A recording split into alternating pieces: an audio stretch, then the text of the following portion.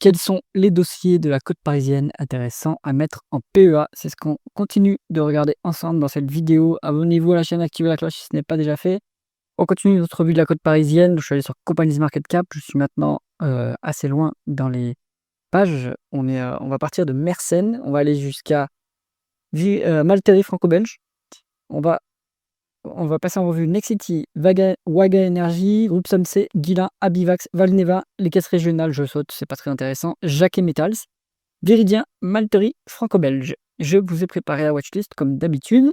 Ici, on a le symbole de cotation boursière de l'entreprise, le nom de l'entreprise, l'industrie dans laquelle elle opère, la capitalisation boursière en dollars US, on n'a pas en euros dans cet écran, croissance du chiffre d'affaires sur 5 ans, en rythme annualisé, multiple de valorisation par rapport au flux, multiple de valorisation par rapport aux actifs tangibles, rendement des capitaux investis, le rendement de fonds propres, le levier financier en termes de dette nette sur EBITDA, le rendement du dividende, free cash flow par rapport au bénéfice net pour vérifier le payout ratio. Bon, de temps en temps, il manque des données. On commence à être sur des zones de la côte, sur les segments de la côte où l'agrégateur a de moins en moins de données, donc il va falloir gérer ça d'une façon ou d'une autre. Alors, on commence avec Waga Energy. Donc eux, je crois qu'ils font plutôt de l'énergie renouvelable, hein. Dites-moi en commentaire si vous connaissez cette activité. On est sur une forte croissance, 48% du chiffre d'affaires en un rythme annualisé sur 5 ans, c'est pas mal. Pas de bénéf, pas de free cash flow, pas d'EBITDA, donc en fait, c'est dû pour Waga Energy. On passe son tour parce que on gagne pas d'argent. Donc forte croissance sans gagner d'argent, c'est pas terrible. On veut voir les marges qui augmentent. Peut-être que quand ils auront commencé à générer de la rentabilité et du cash, on pourra s'y intéresser. Maintenant, pour l'instant, c'est beaucoup trop tôt. Samsung, on est sur du retail Samsung, je crois qu'ils font des produits de construction, ou en tout cas, ils sont liés à la construction. Pareil, dites-moi en commentaire si vous connaissez le groupe. 618 millions de dollars de market cap, 5,2% de croissance du chiffre d'affaires en rythme annualisé sur 5 ans, c'est plutôt pas mal. Il y a un fonds de croissance, 9 en VE sur EBITDA, 23 en PE, 8 en presque free cash flow. Donc, à mon avis, il y a quelque chose qui se passe côté free cash flow pour qu'il soit supérieur à l'EBITDA, hein. Bon, après, là, ici, c'est pas l'entreprise sur EBITDA, mais bon, je pense qu'il y a quelque chose qui vient booster les free cash flow. D'un point de vue valeur d'entreprise sur EBITDA, c'est pas très cher payé. On est à un rendement des capitaux investis qui est faible, hein, 3,4%, c'est pas exceptionnel. On est peut-être en bas de cycle, hein, sur cette activité également. 3,1 fois l'EBITDA en dette nette, c'est trop endetté à mon avis. 5% de rendement du dividende, payout ratio à 132% dans les free cash flow qui sont 3 fois plus élevés que les bénéfices nets. Pourquoi est-ce qu'on verse un dividende si on est endetté de la sorte? Peut-être qu'il y a des obligations locatives dans cet endettement qu'il faut le retraiter. Donc à vérifier plus en détail. Mais ce que je vois ici quantitativement, c'est pas exceptionnel, hein. On a la croissance, on est un peu chèrement valorisé, il y a de la dette. Voilà, pas exceptionnel à mon avis, plutôt à passer. Ensuite, on est sur le groupe Guilin. Le groupe Guilin, j'aime bien parce que c'est une société value, elle est dans le fonds France d'indépendance AM. C'est une société familiale qui fait de l'emballage alimentaire, donc du carton et du plastique. Bien résiliente cette petite société. En plus, elle est sur de la consommation non discrétionnaire, donc c'est défensif. 614 millions de dollars de market cap, 5,8% de croissance du chiffre d'affaires en rythme annualisé sur 5 ans, donc il y a quand même aussi un fonds de croissance. Ils font des acquisitions également, hein. C'est de la croissance, on va dire, totale, hein, organique plus externe, hein, sur cette boîte. 5 fois la valeur d'entreprise sur EBITDA, c'est pas très cher payé. 10 en ratio co-bénéfice, 20 en ratio co-free cash flow. Je pense qu'ils ont une dépense en capital élevée sur les 12 derniers mois, qui est ponctuelle, parce que c'est quand même une activité qui est plutôt mature. On n'a pas besoin de tout le temps faire des dépenses en capital. Donc je pense que structurellement, ils dégagent du flux de trésorerie disponible. Là, sur les 12 derniers mois, ils ont décidé d'investir. Ça a du sens, hein, s'il y a de la croissance qui vient ensuite. Donc plutôt pas mal d'un point de vue multiple, hein, c'est pas cher. On est à 8 en rendement des capitaux investis, c'est intensif à capital, donc une bonne rentabilité quand même. 0 une fois les l'EBITDA en dette nette, on n'est pas quasiment pas endetté. 3,5% de rendement du dividende, très bien, avec un payout ratio à 34%. Free cash flow plus bas que le bénéfice net, donc attention, on est quand même à 70% des free cash flow. C'est quand même soutenable, et puis les free cash flow, à mon avis, devraient remonter sur les prochaines années. Donc en fait, ce dividende est complètement assuré. Groupe Guilin, c'est un beau petit dossier value, hein, ça a sa place dans un portefeuille value. Donc ça peut se mettre en watchlist et pour être creusé plus en détail si vous êtes intéressé par ce dossier. Si jamais vous cherchez un portefeuille d'investissement passif et performant, cliquez sur le lien en haut à droite de la vidéo.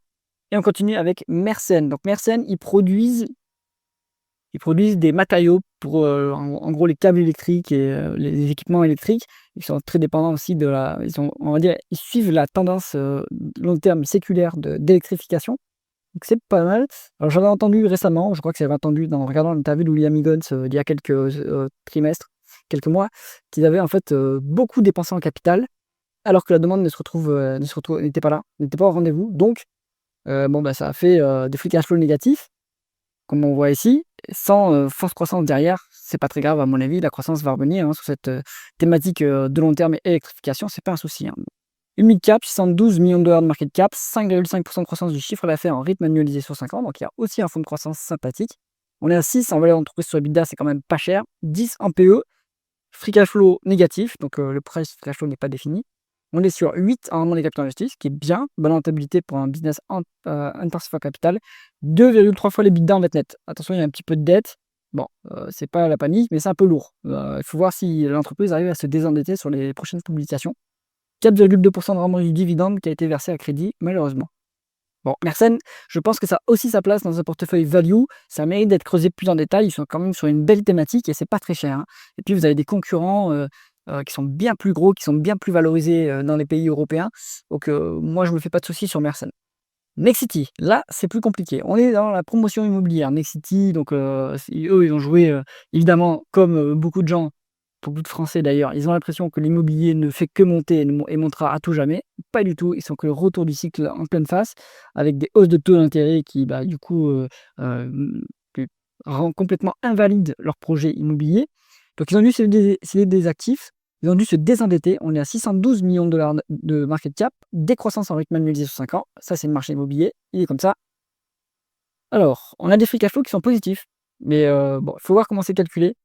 Il y a pas de bénéfice évidemment, on fait une perte sur les 12 derniers mois. En EBITDA, en fait, il y a quasiment pas d'EBITDA évidemment et on est sur une dette qui est colossale. Bon, je suis pas du tout sûr qu'on soit à ce niveau d'endettement, hein, quand même, il faut être raisonnable. Je pense qu'il y a des IFRS 16, il y a des choses à retraiter dans cet endettement, mais de mémoire, ils sont quand même très endettés et c'est très dangereux comme dossier encore.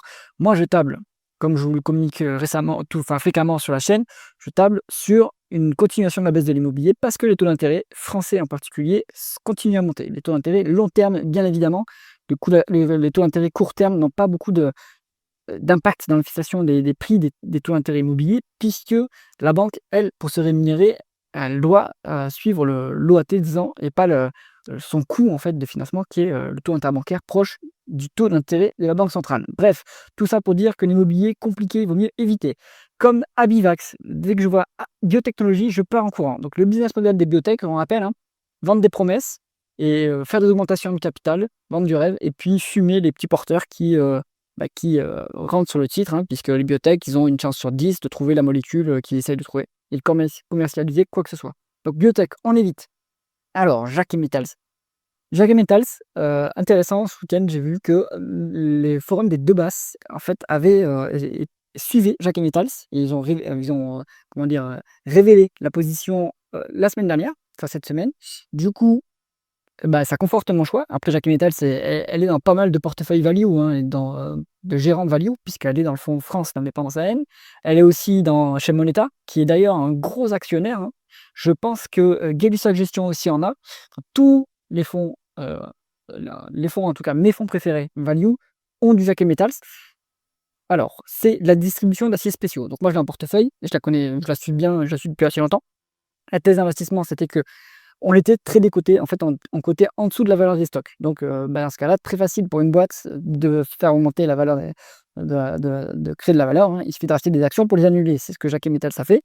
Et ensuite, on table sur une reprise du cycle de l'acier. Donc là, on est aux prémices du cycle de l'acier, de la reprise du cycle de l'acier. Donc, moi, je pense que ça va s'améliorer. Alors, on est sur 5% de croissance du chiffre d'affaires en rythme annualisé sur 5 ans. Donc, c'est très volatile, hein, comme croissance. On est sur 532 millions de dollars de market cap. Donc, c'est une small cap. 8,5 en valeur d'entreprise sur EBITDA. Là, on peut dire que c'est pas forcément value, mais c'est une cyclique profonde. Donc, les bénéfices, le résultat opérationnel, il est, il est cyclique aussi. Et là, on est en bas de cycle. Donc, l'EBITDA est très faible. On est à 90 en PE, vous voyez, hein, donc les bénéfices sont très très très faibles. Par contre, au niveau free cash flow, c'est bien, 10 en price to free cash flow. Et en fait, le management est excellent dans la gestion de son BFR. C'est ça qui lui permet d'avoir des free cash flow qui restent intéressants en bas de cycle. Et aussi, ce qu'ils arrivent bien à faire, c'est faire des acquisitions en bas de cycle, puisque eux, comme ils ont bien géré, ils ont un bilan qui est propre. Ils peuvent faire des acquisitions de sociétés dans le même secteur, mais dans des zones géographiques différentes et ils peuvent les racheter, à pas cher, hein. Récemment, ils ont fait une acquisition avec un badwill, c'est-à-dire qu'ils ont acheté une société en dessous de ses fonds propres. Donc, excellent. Bonne gestion, on a toujours 20 de décote sur actifs tangibles. Les actifs tangibles de Jacquet, il n'y a pas que le stock, hein, parce que le stock peut se déprécier aussi, mais il y a aussi l'immobilier, puisqu'ils sont propriétaires de 50 voire plus des entrepôts du foncier. Donc ça, c'est pas mal, hein. 20 de décote, donc toujours une marge de sécurité à ce niveau. Donc la rentabilité est très faible, hein, puisqu'on n'a pas de bénéfices opérationnels, mais on a des free cash flow. Donc il faudrait calculer une sorte de rendement des free cash flow par rapport aux fonds propres ou par rapport au capital investi, il faudrait voir combien ça donnerait, mais bon, toujours est-il que pour l'instant, ça se passe bien, hein, sur Jacquet Metals. Alors la dette, optiquement, elle a l'air élevée, 2,7 fois l'EBITDA, mais l'EBITDA est très faible. En termes de gearing, c'est-à-dire dette nette sur capitaux propres, ils sont en moins de 25%, ce qui est très raisonnable. Un petit dividende a été versé, hein, il a été versé sur le mois de juillet, si je ne me trompe pas, ou le mois de juin, en tout cas 0,9%, hein, c'est symbolique. C'est pas très intéressant de verser un dividende, et ils ont fait massivement des rachats d'actions, mais leur prix le prix plafond pour les rachats d'actions, c'est 18 €. Donc maintenant, on est à 22,30 €. Donc il n'y a pas de rachat d'actions de prévu. Et ils attendent la reprise tranquillement. Et ça va se produire, à mon avis, sur Jacquet Metals. Donc moi, je reste positif et je vous renvoie vers la vidéo de la chaîne pour savoir plus. Valneva, biotechnologie, tous aux abris. Hop, on évite. Viridien. Alors, on est sur l'ancien CGG. Donc c'est du parapétrolier. Ils font du logiciel qui permet aux pétroliers, aux gaziers de pouvoir trouver des gisements en fait. Donc c'est complètement dépendant de la dépense en capital et de la dépense d'exploration, on va dire, des pétroliers et des gaziers. Bon, là, c'est ce qui est pas mal, c'est que donc en fait, CGG, ce qui s'est passé, c'est qu'ils ont fait faillite, quasi faillite, en pendant la période de vache maigre sur le pétrole, hein. C'était de 2014 à 2018-19, on va dire. 2020, prix du pétrole négatif, mais ça, c'était, on va dire, temporaire. Mais depuis, le pétrole se reprend bien, surtout depuis 2022. Donc mars 2022, avec la forte hausse du prix des hydrocarbures. Bien. Donc ça aide Viridien, puisqu'il du coup, ses clients fait de la dépense en capital en supplémentaire, vu qu'ils ont un prix du baril qui est assez élevé. Donc, on est sur 512 millions de dollars de market cap. Décroissance en rythme annualisé sur 5 ans. Sur les dernières années, je pense que ça s'accélère un petit peu. 2,7 fois les l'EBITDA en VE sur l'EBITDA. Il faut garder en tête que derrière la boîte, elle passe énormément de dépréciation et amortissement parce qu'elle doit purger encore tout le passé, hein. Donc le résultat net, lui, il est faible, hein. On est à 53 en PE, donc c'est très faible. Mais on a une fois les free cash flow. Peut-être qu'il faut retraiter ces free cash flow également.